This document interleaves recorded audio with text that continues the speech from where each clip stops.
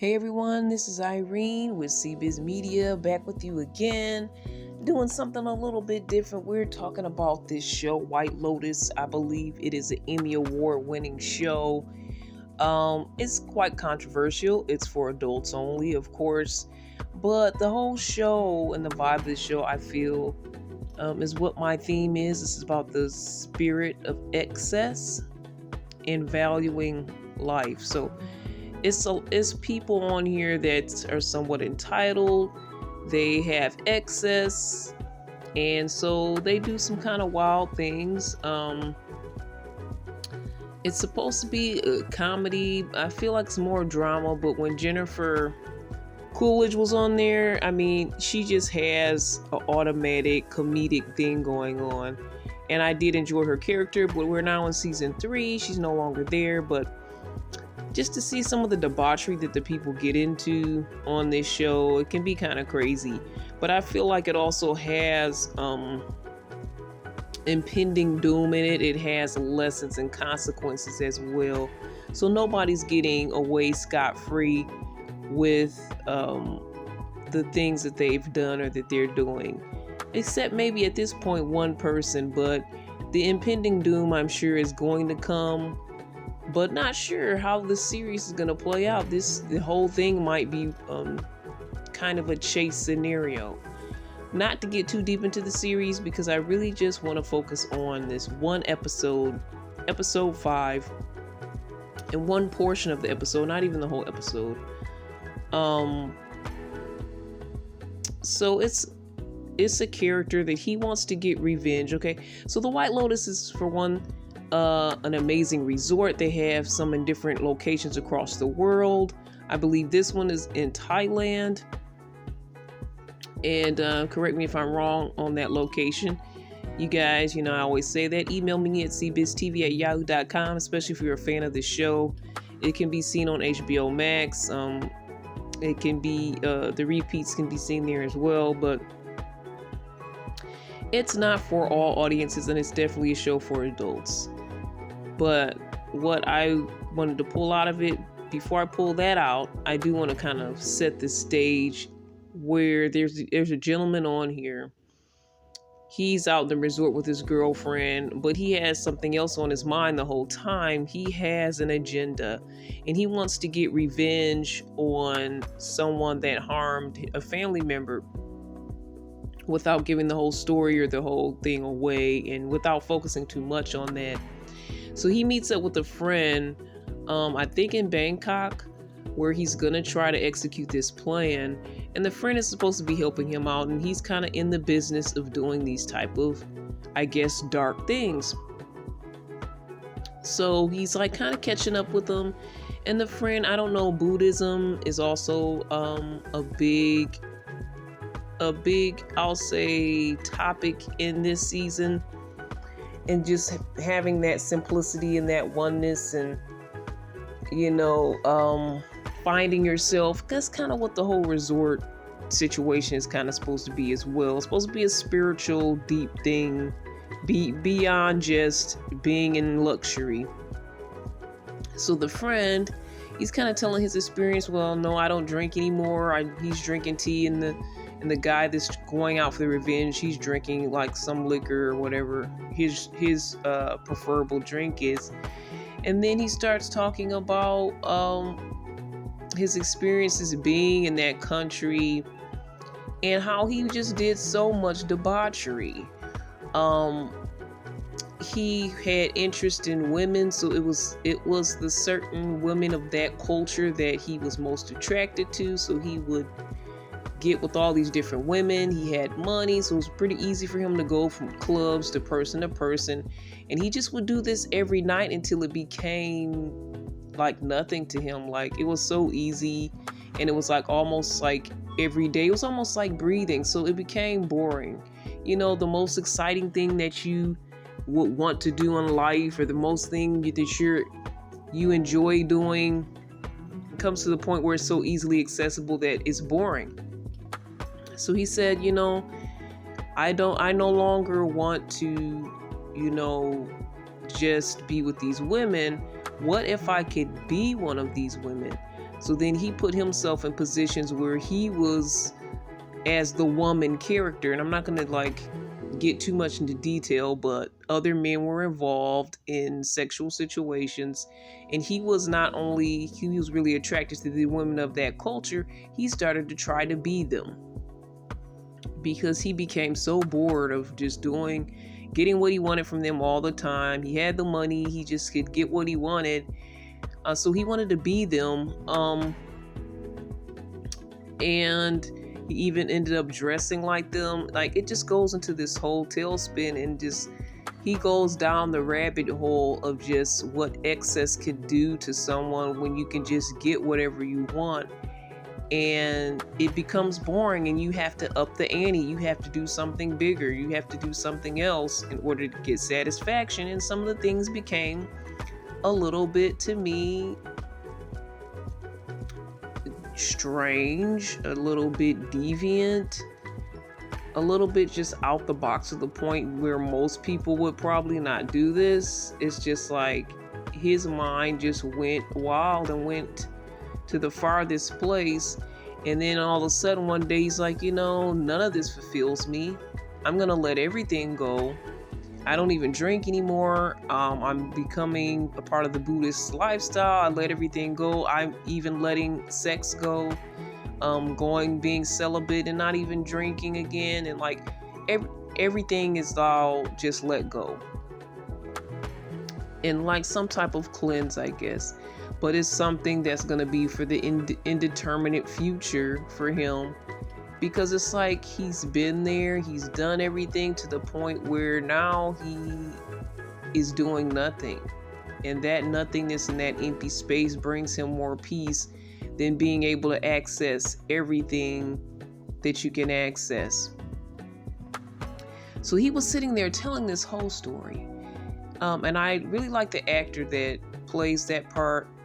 And he is actually married to one of the other characters on this particular season. And I'll put his name in the description because I don't have his name at the moment. But I do know he was in the original Charlie's Angels, the opposite of Drew Barrymore. They were an item in that, but he was also kind of like a trickster in that movie. Not sure if that's where it's going to go with this.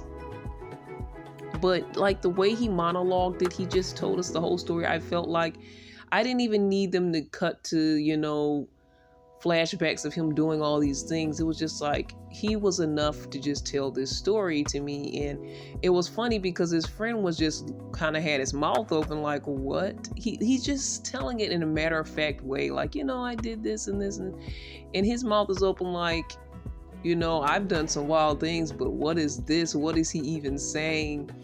So that scene right there just really got me thinking about the spirit of excess and the value in valuing life.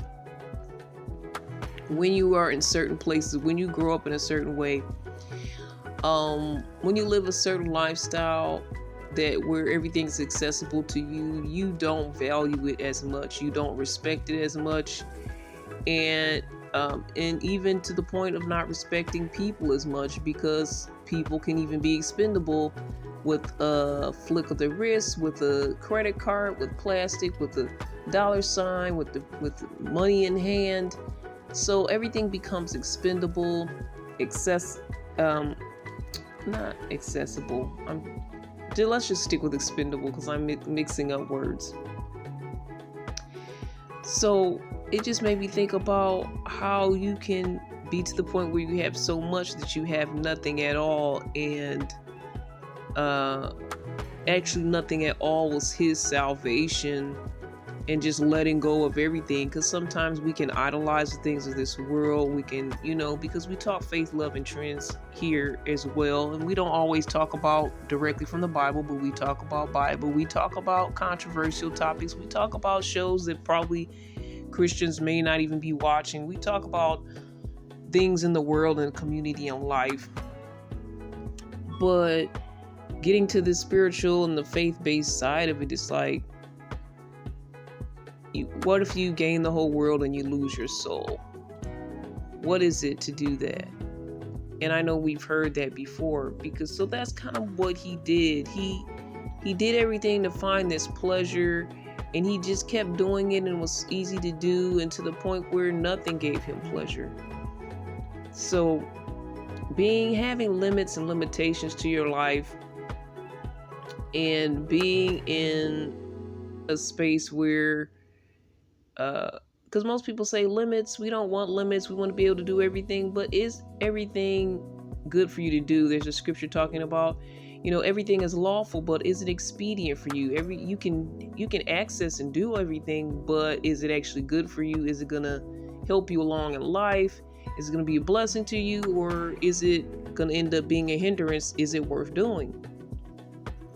So I'm gonna drop these scriptures in the description as I come through, but my point, it was just an eye-opening scene, and it made me feel blessed to be in the environment I'm in, to grow up the way that I grew up, and to not be able to do whatever comes to my head in a whim, to have some type of safeguards on my life, my mind, my heart. And part of that has to do with faith. A big part of that has to do with my faith and my upbringing, is that I have guardrails around my life, around my mindset, and I try to put some good guardrails around my heart as well, because we don't realize how much we need that. Everything's out and open and there for you, but is everything good for you? And at the end of the day, is too much just going to taint you to the point where you have value for nothing? And just like the Bible talks about, the rich man getting to heaven is just as hard as him getting through, a giraffe getting through the eye of a needle. It's just because you have so many things that you can get into, so much trouble you can get into, that you're not really thinking about heaven. You're not thinking about God. You maybe even feel like you're a mini God on some level. And it just shows how that can corrupt you if you have all of that access to everything and there are no limits. And it teaches you to value your life when you do have limitations. And there are some steps you won't take. There are some things, there are some morals and values and standards that you have that you won't step outside of. That's a protection to you, and that's also a value for you. Like, just like if you had the money to go on vacation every day and you just went on vacation every day, and the vacation would just become boring to you, because that'll be just like everyday life. Like, wow, my life is a vacation, and what else is there? What can I do now? What can I do next to excite myself? So everything in moderation, and to have some amazing goals and things that you want to do, but not to, when they say indulge, like I said, moderation. Too much can get you sick. Too much chocolate, too much whatever you like to do can make you sick at the end of the day. And we see that in that way, but we can also see that in your lifestyle. We can see that spiritually, and how he just did everything to the point that he had to purge from it all, and now he's doing nothing at all. And maybe he is dealing in some dark dealings, but the thing that was exciting him so much, he completely just dropped that and everything that goes with it. And I just feel like it proves a point. I think it's a powerful message. And it also proves that you can stop. You can have an addiction to something and be like, I'll never give this up. I'm in the hamster wheel and I'm never going to stop this. I can't get off. There's AA and other programs you can get into. There's prayer, there's changing your life. It's really at the end of the day up to you. If you want to take those avenues to get out of it.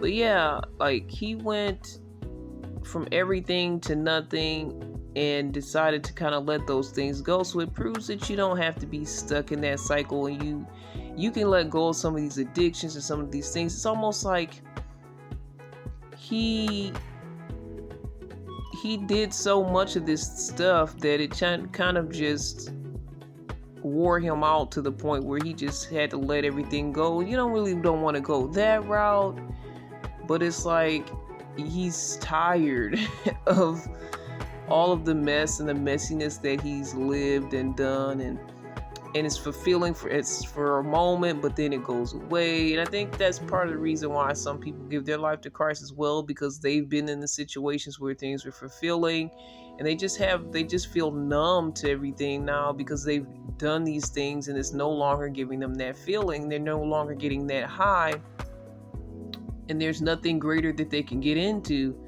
So then they may take the spiritual route. And then sometimes people get into faith and religion and all that because they're in a troubled situation. They don't know how to get out, and they need some type of relief and resource and rescue. There's other reasons and ways and why people fall into the faith, but I just felt like it was a lot of lessons learned. It was very crazy. It was very strange. It was one of the wildest stories, and it was so funny because the friend was looking like, what did I just hear? What just happened? But then after that, they just went back to talking business as if it was nothing. And I really thought that monologue was like one of the biggest things of this show, of this season. And I hope they win some more awards and when award season comes back around, because I think a really big point was proven by just that monologue alone. And as wild as it was, that's the spirit of excess. And when you are in a place where you don't have everything accessible, you value it more. You value your opportunities more. You value your chances more.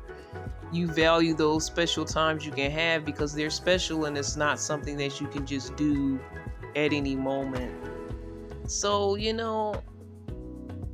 everything was kind of one note, but I think I got my point across with this. I just thought it was so crazy that I had to share this part of this episode. So we'll talk more faith, love, and trends as we go. This is Irene. Thank you for supporting, listening, checking me out. Love to hear your comments, your thoughts. Drop comments anywhere. Email me at cbiztv@yahoo.com. Any corrections you need to make with me, please let me know there. And all the best. Let's talk again, guys. This is Irene. God bless.